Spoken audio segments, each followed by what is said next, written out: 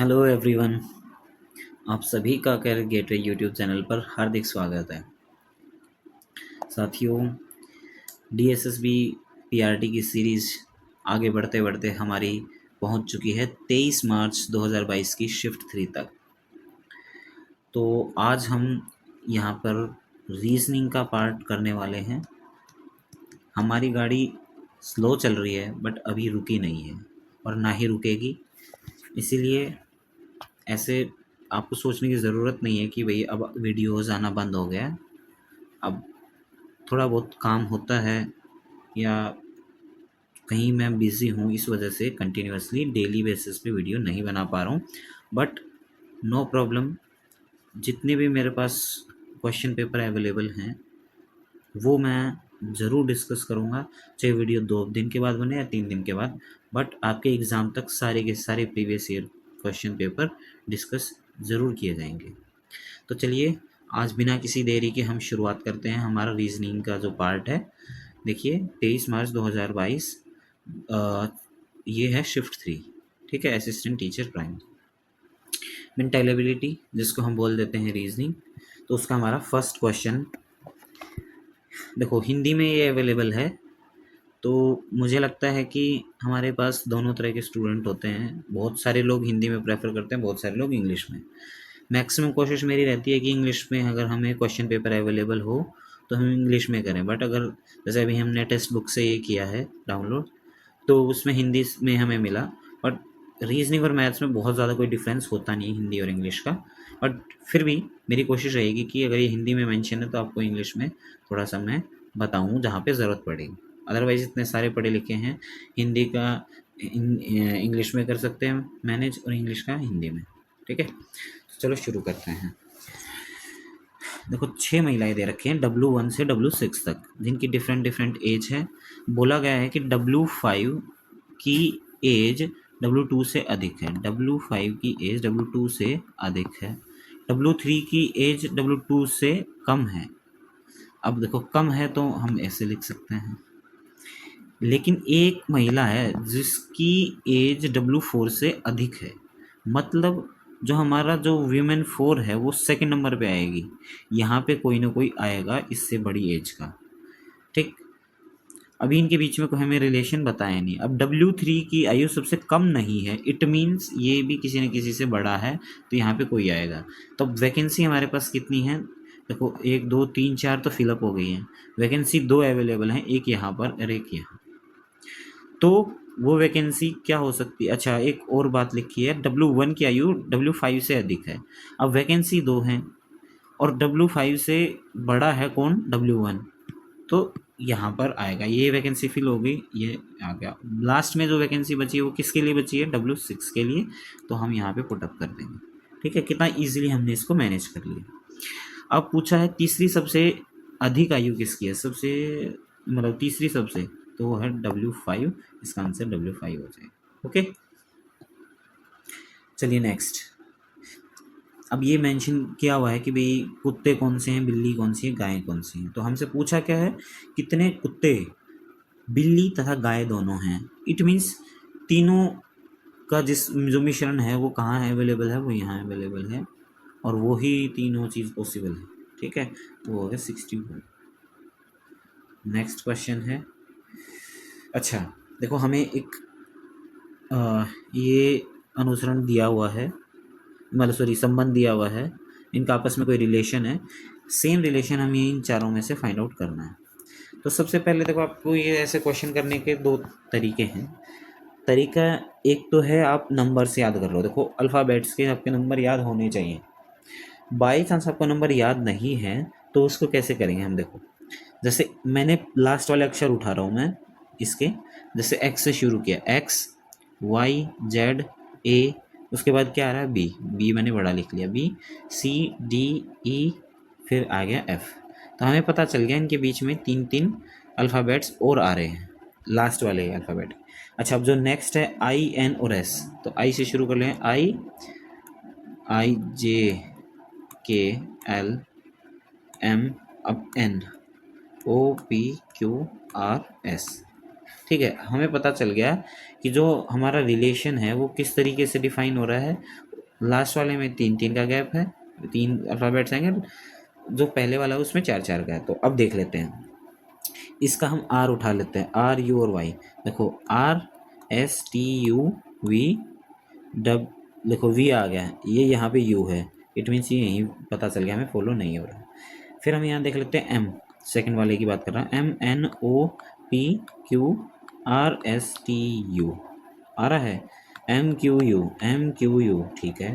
अब आते हैं सी डब्ल्यू और एस पे, एस से शुरू करते हैं, S T U V W X Y Z A B C, S X C, S X नहीं डब्ल्यू की है, ये भी फॉलो नहीं हो रहा। अब बच गया ये, अब देख लेते हैं जे पी टी। अब मैं दूसरा पेन यूज़ कर लेता हूँ। देखो जे से शुरू हो रहा है, J J K L M N O P Q R, ठीक है। J N R, J P, ये है ना, ये होता है ना, I J K L M N O P Q R. तो देखो ये भी फॉलो नहीं रहा, इट मीन्स फोर्थ बच गया और डेफिनेटली फॉलो होगा। आप चाहे तो करके देख सकते हैं। आपको लग रहा होगा कि इसमें देखो कितना टाइम लग रहा है, बट अगर ये तो मैं आपको समझा रहा हूँ इसलिए टाइम लग रहा है, तो खुद से करोगे तो बहुत फटाफट फटाफट आप इसको कर सकते हैं, ठीक है। चलिए नेक्स्ट क्वेश्चन, इसमें देखो कथन दिए गए हैं, कथन कौन कौन से हैं, देखो सभी डी, ये डी हैं, क्या है वो डी, कोई भी डी एन नहीं है, डी का एन से कोई रिलेशन नहीं है। दो चीज़ें पॉसिबल हैं, एन ऐसे भी हो सकता है और एन ऐसे भी हो सकता है, कि भाई एन का टी के साथ तो रिलेशन है लेकिन डी के साथ तो हमें पता है कोई रिलेशन नहीं है। लेकिन यहाँ पे दूसरी पॉसिबिलिटी ये बनती है कि उसका टी से भी रिलेशन ना हो। ओके, देखो हमें दोनों पॉसिबिलिटी लेके चलनी पड़ेंगी, क्योंकि अब जो देखो हम निष्कर्ष जो कंक्लूजन है उस पर जाएंगे तो हमें बहुत ईजी रहेगा। लाइक कुछ एन टी नहीं है, कुछ एन टी नहीं है, कोई ज़रूरी नहीं, टी और एन का तो कोई रिलेशन नहीं बताया, मैं बोल सकता हूँ एन यहाँ भी है, सारे एन टी हो सकते हैं, तो बिल्कुल भी ये फॉलो नहीं कर रहा। लेकिन कुछ टी एन नहीं है, कुछ टी एन नहीं है, ये बात सही है। ऐसा क्यों? क्योंकि देखो डी कुछ मतलब सारे डी टी हैं, ये दे रखा हमें, सभी डी टी हैं। अगर वो सभी डी टी हैं और डी और एन का रिलेशन नहीं है तो डेफिनेटली जो इसके अंदर डी के अंदर जो टी है, डी के अंदर जो टी है वो तो एन हो ही नहीं सकते किसी भी हाल में। इट मीन्स तो हम बोल सकते हैं कुछ टी, जो कुछ टी है वो एन नहीं है। तो ये केवल निष्कर्ष 2 अनुसरण करता है। आई होप आपको समझ में आया होगा कि मैं क्या समझाना चाह रहा हूँ। ओके, अब हमें इसमें बताया गया है कि एक पद गलत है, भाई सीरीज में एक टर्म रॉन्ग है, कौन सी है वो फाइंड आउट करना है।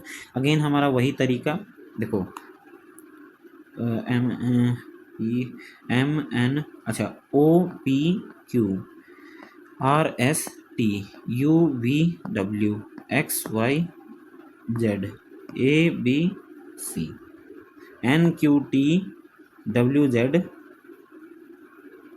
सी, बिल्कुल ठीक है, इससे तो पता नहीं चला हमें।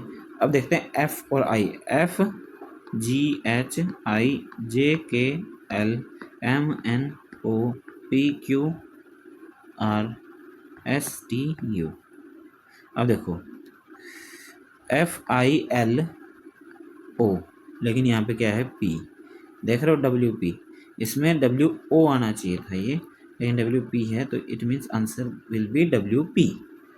ठीक है, ऐसे करोगे तो आपको देखो ए बी सी डी तो सारी आती है, कितना इजीली कर लोगे, आपको पता चल जाएगा कि भाई क्या आएगा क्या नहीं है। ओके, चलिए 5 लड़के B1 से B5 और 5 लड़कियां G1 से G5 में से 7 सदस्यों की एक टीम चुनी जाती है, मतलब 7 मेंबर्स टीम को सेलेक्ट करना है। अब बताया गया G3 के साथ या तो G1 या B4 को चुना जाएगा। भाई G3 के साथ कौन आएगा, या तो G1 आएगा या B4 आएगा। अब देखो G3 ढूंढो, G3 ये मिल गया, इसके साथ G1 है, G1 नहीं है, B4 है, B4 है, ठीक है कोई बात नहीं, दोनों नहीं आने चाहिए, इनमें से एक आना चाहिए। G3 है, इसमें G1 नहीं है, B4 है, कोई बात नहीं, G3 इसमें G1 भी नहीं है, अच्छा G3 इसमें G1 है, B4 है, दोनों। अब देखो हर एक लाइन का कोई ना कोई मतलब है, हम उसमें से एलिमिनेट करते जाएंगे, हमें आगे देखने की उसके रिलेशन की ज़रूरत नहीं है। भले ही थोड़ा सा टाइम लगे, लेकिन हमें पता चल गया कि हमें इस ऑप्शन में माथापच्ची करने की ज़रूरत नहीं है। फिर आता है B2 तथा B3 को एक साथ चुने जाना है, B2 और B3, ठीक है, सॉरी B2 और G3, ठीक है, B2 और G3, ठीक है, B2 और G3, ठीक है, ओके। G4 और ज़्यादातर क्या होता है कि भाई जो नहीं है वो हमें ज़्यादा हेल्प करते हैं क्वेश्चन सॉल्व करने या क्वेश्चन ऑप्शंस को एलिमिनेट करने में। लाइक G4 और B3 को एक साथ नहीं चुना जा सकता। G4 के साथ क्या नहीं होगा, B3 नहीं होगा। G4 के साथ B3 नहीं होगा, ठीक है। G4 के साथ G4 है नहीं, यहाँ भी G4 है नहीं, B3 है, ठीक। G4 के साथ ना तो B4 आएगा और ना ही B5। अब अगेन G4 के साथ ना तो B4 ना B5, G4 है ही नहीं, ठीक है। अच्छा, B1 के साथ ना तो B5 और ना ही G5 को चुना जा सकता है। B1 के साथ, अब देखो B1 है, B1 के साथ किसको किसको, B5 एंड G5, B1 के साथ B5 और G5 है देखो इसके साथ, तो ये फॉलो नहीं करेगा, इट मीन्स ये फॉलो करेगा। ऐसे एक स्टेप बाय स्टेप करोगे तो आपका क्वेश्चन का आंसर आ जाएगा। अब देखो नेक्स्ट क्वेश्चन, सचिन पश्चिम की ओर देख रहा है, ठीक है भाई, हमें पता चल गया सचिन है भाई, ये ऐसे देख रहा है, ओके। वह दक्षिणावर्त दिशा में 80 डिग्री घूमता है। अब देखो इस चीज़ में हमें एक चीज़ ध्यान देने वाली बात है, देखो दक्षिणावर्त हिंदी में होता है, उसको इंग्लिश में क्या बोलते हैं, क्लॉकवाइज, और वामावर्त को बोलते हैं एंटी क्लॉकवाइज। अब देखो आपके लिए कितना इजी हो गया, जो क्लॉकवाइज है उनको एक साथ लिख लो और एंटी क्लॉकवाइज है उनको एक साथ लिख लो, ऐसे क्वेश्चंस को ऐसे ही सॉल्व करना है। अब देखो क्लॉकवाइज है 80 डिग्री, ओके, आगे है यस 45 डिग्री, ये तो है क्लॉकवाइज, कितना हो गया 125 डिग्री। अच्छा अब वामावर्त को देख लो, हाँ वामावर्त है 140 प्लस 270, 410। अब ये तो है क्लॉकवाइज, ये है एंटी क्लॉकवाइज। अब हमें इफेक्टिव देखना है कि कौन सी डायरेक्शन में घूमा, तो 410 में से अगर 125 में माइनस कर दूं तो बचेगा आपका 285 डिग्री एंटी क्लॉकवाइज। अब देखो एंटी क्लॉकवाइज क्या है, इसको इस डायरेक्शन में घूमना है, इस डायरेक्शन में घूमना है, तो 360 में तो पूरा एक सर्कल हो जाता है, लेकिन 270 क्या है, अगर यहाँ से घूमा तो 270 यहाँ हो जाएगा, यह 270 डिग्री। लेकिन अपने को क्या है 85 है, तो अगेन 15 डिग्री और घुमा दिया, एक्चुअल पोजीशन ये लास्ट वाली आ गई। अगर आप देख पा रहे होंगे तो ये लास्ट वाली ऑप्शन आ गई 285 डिग्री फ्रॉम दिस पॉइंट जहाँ से वो चला है, ओके। अब बताओ कौन सा कथन सही है, यदि वह अंततः दक्षिणावर्त दिशा में, मतलब भाई क्लॉकवाइज 15 डिग्री घूमता है, क्लॉकवाइज मतलब इस तरह 15 डिग्री घूमता है, तो उत्तर की ओर मुख करेगा, बिल्कुल ठीक, ये है बात बिल्कुल सही। यदि वह अंततः वामावर्त मतलब एंटी क्लॉकवाइज 85 डिग्री घूमता है, 85 डिग्री घूमता है, तो वह दक्षिण पश्चिम की ओर मुख करेगा। 85 डिग्री मतलब अब अगर ये 190 का है तो ये कितना बचेगा 75, और 75 उसके बाद 85 है, तो 10 डिग्री और घुमा दो, 10 डिग्री, तो ये कहाँ पे घूमेगा, ये दक्षिण पश्चिम, तो ऑब्वियसली ये तो है वेस्ट, ये है साउथ, तो साउथ वेस्ट दोनों सही है, ठीक है। नेक्स्ट क्वेश्चन है, इनमें से जो विषम समूह है, मतलब भाई जो डिफरेंट ग्रुप है वो बताना है कौन सा है। तो सबसे पहले हमें वो चीज़ फाइंड आउट करनी है जो 3 में सेम है, 1 में डिफरेंट। क्या हो सकता है, पहले वाले में क्या रिलेशन नज़र आ रहा है इनका, तो देखो हमें पता चल रहा है कि 72 मल्टीप्लाई बाई 2 कितना होगा 144। अगर देखें तो 23 दूनी 46, 43 दूनी 86 और 68 दूनी 12 136 ही होगा ना। हाँ, लेकिन कितना है 144, तो इट मीन्स ये फॉलो नहीं कर रहा, बाकी 3 फॉलो कर रहे हैं। इट मीन्स ये है डिफरेंट ग्रुप। हाँ, आंसर भी यही होगा। अच्छा, इसमें बताना है कि वे जो डिफरेंट फिगर है वो कौन सा है। देखो ये तो बिल्कुल इजी है, कैसे करेंगे। ये दोनों जो अंदर की शेप्स हैं वो सिमिलर हैं। लाइक यहाँ पे भी स्क्वायर है, ये भी स्क्वायर है, ट्रायंगल ट्रायंगल, ये पेंटागन पेंटागन, लेकिन यहाँ पे अंदर ट्रायंगल है और उसके बाहर सर्कल है, तो ये आंसर हो जाएगा। इसमें एक रॉन्ग टर्म है, वो कौन सी है वो बताना। तो हम अगर इसको ध्यान से देखें तो पता चल रहा है कि अलग ही लेवल पे बढ़ रहा है। ठीक है, 2, 3, 6, 18, 108, 1844, लेकिन इस पे और तो कोई भी चीज़ आ नहीं रही। इसमें यूज़ मल्टीप्लिकेशन से देख सकते हैं। 2 से 3 पता नहीं, 3 से 6 भाई, अगर 2 से गुणा कर दें 3 से 6 आ रहा है, 6 से 18 3 से मल्टीप्लाई, 18 से 108 6 से मल्टीप्लाई, और 108 से 1844 पता नहीं किसी चीज़ से मल्टीप्लिकेशन होगा।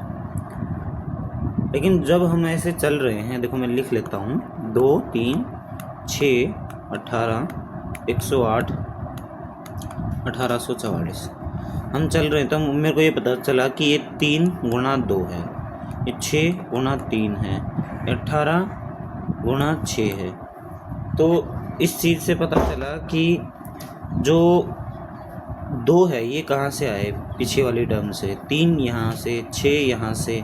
तो इट मीन्स क्या है कि 18 यहाँ आना चाहिए, 108 के साथ मल्टीप्लाई होगा 18 के साथ, तो नेक्स्ट टर्म आनी चाहिए। तो कितना हो सकता है, 18 8 144, एक 18 और एक 19, मतलब नेक्स्ट टर्म 1944 होनी चाहिए, लेकिन है कौन सी, 1844। तो इट मीन्स जो हमारी रॉन्ग टर्म है वो कौन सी है, 1844।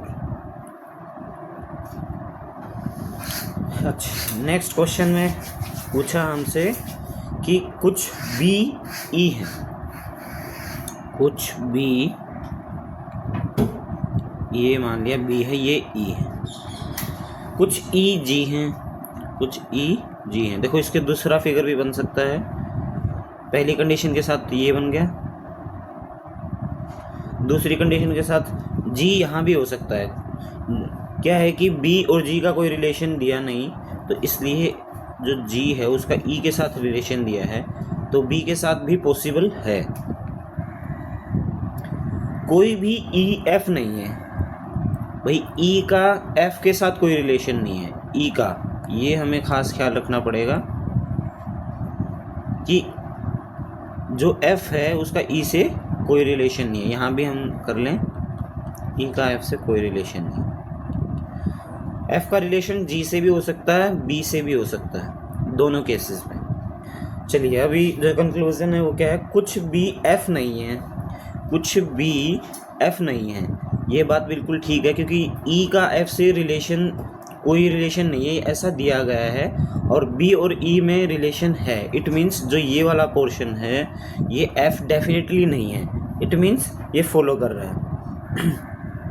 कुछ जी एफ नहीं है, कुछ जी एफ नहीं है। अब देखो जी का भी ई से रिलेशन दिया गया है, इट मीन्स जो ये वाला पार्ट है, जो ये वाला पार्ट है ये एफ नहीं है, तो इट मीन्स ये भी फॉलो कर रहा है। कुछ एफ बी नहीं है, कुछ एफ बी नहीं है, नहीं ऐसा तो पॉसिबल है नहीं, बी के साथ तो कोई रिलेशन नहीं दिया, तो एफ यहाँ भी हो सकता है, तो हो सकता है कि कुछ एफ बी हो। इट मीन्स ये डेफिनेट रिलेशन नहीं बता रहा, तो ये फॉलो नहीं करेगा। क्या क्या फॉलो होगा, फर्स्ट और सेकंड। ठीक है, तो ये हमारा ए जो ऑप्शन है वो ये आंसर हो जाएगा। चलिए अभी नेक्स्ट क्वेश्चन देखते हैं। एक लड़की पूर्व की ओर 5 किलोमीटर चलती है। भाई ईस्ट में चलती है 5 किलोमीटर्स, दाईं ओर मुड़ती है, मतलब राइट टर्न 4 किलोमीटर,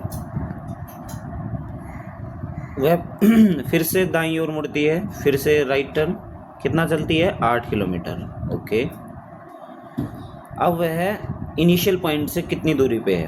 अब देखो ये 5 है तो मैं बोल सकता हूँ कि ये भी 5 होगा, ये 4 है तो ये 4 होगा, ये कितना बच गया 3।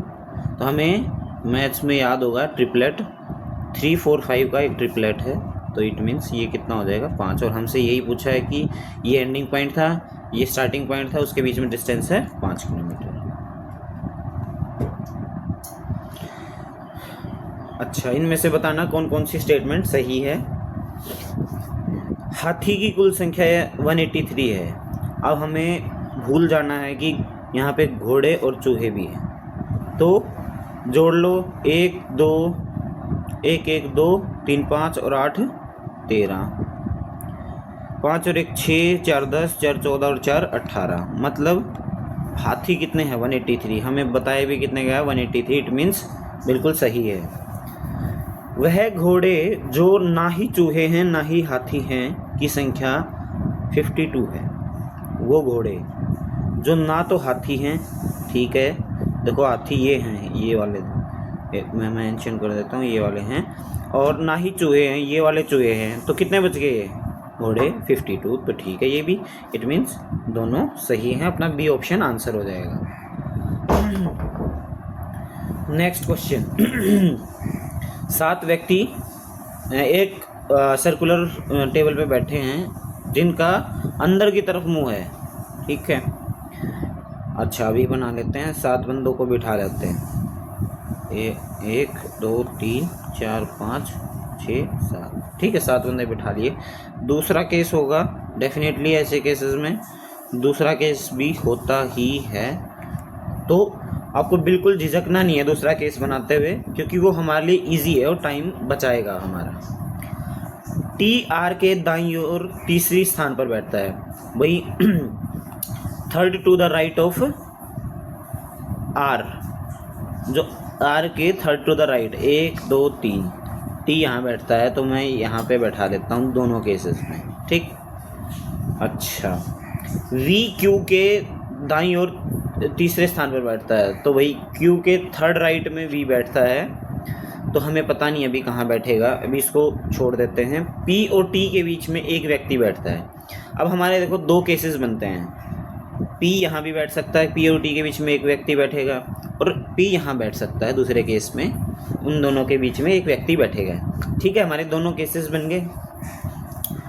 पी एस का पड़ोसी नहीं है, तो भाई पी और एस आपस में नेबर नहीं हैं, तो जो एस है वो ना तो यहाँ आएगा और एस ना यहाँ आएगा और ना यहाँ आएगा, ठीक है।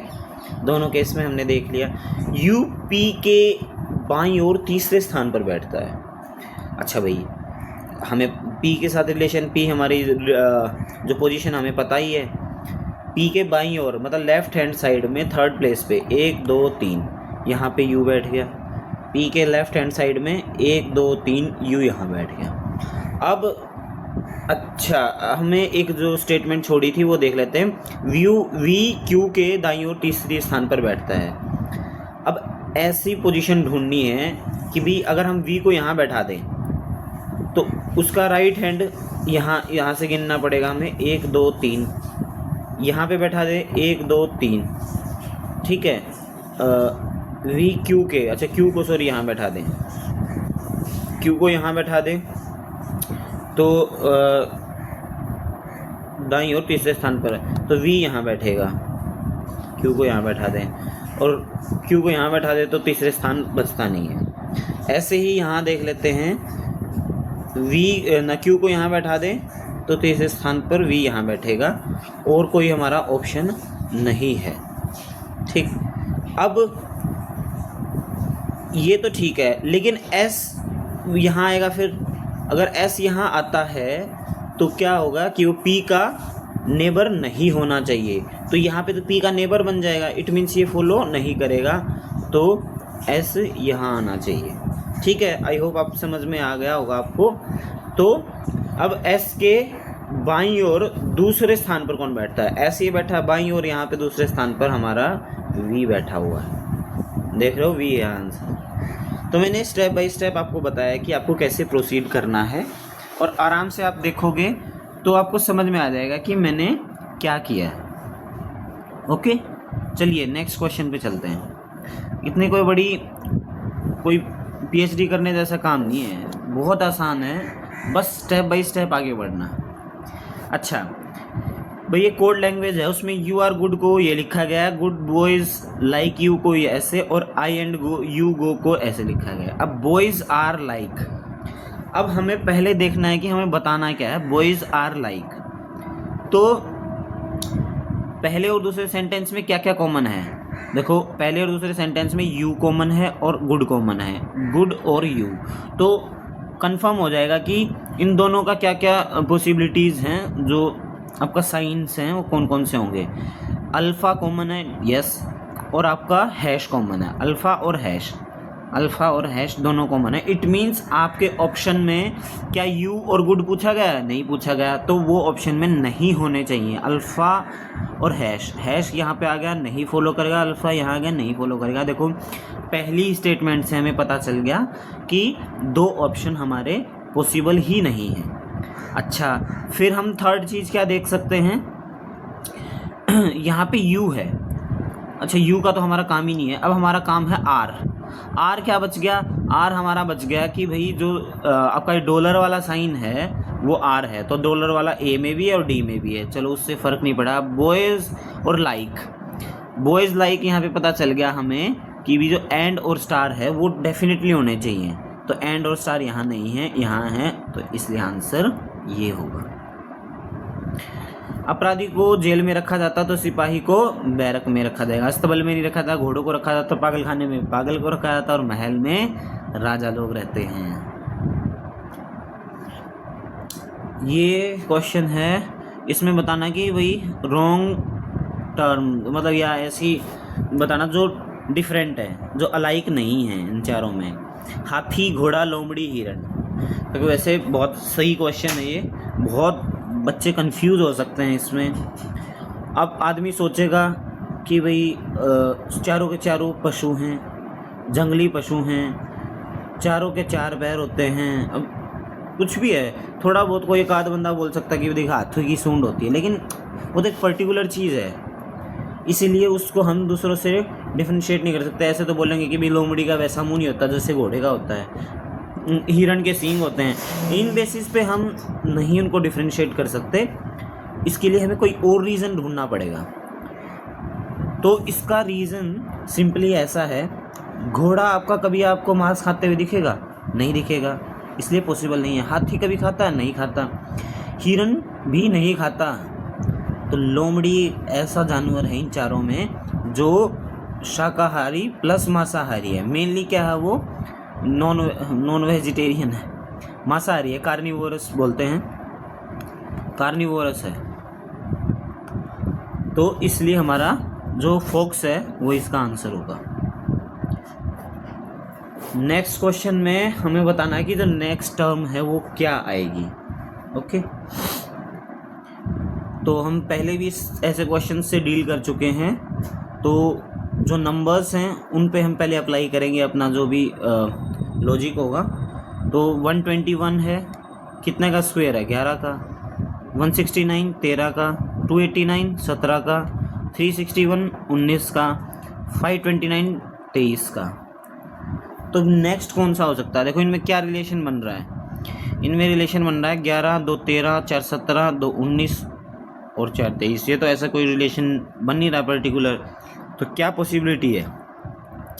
तो अगर हम थोड़ा सा भी ध्यान से देखेंगे तो पता चलेगा कि ये आपका प्राइम नंबर है, ये भी।